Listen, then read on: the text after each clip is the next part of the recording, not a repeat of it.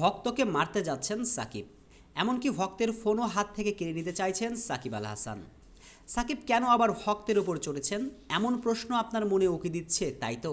ফতুল্লায় সাকিব তামিম মহরণ তখনও শুরু হয়নি।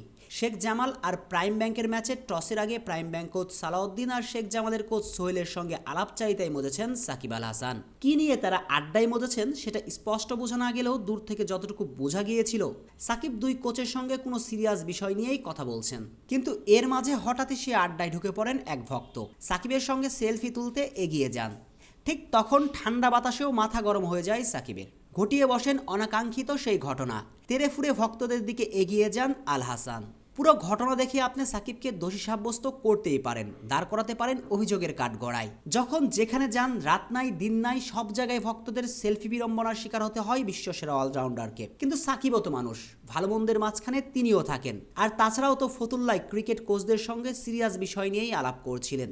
সেই সময় ভক্তের সেলফি বিড়ম্বনায় পড়তে হলে মেজাজ হারিয়ে ফেলা কি অস্বাভাবিক কিছু?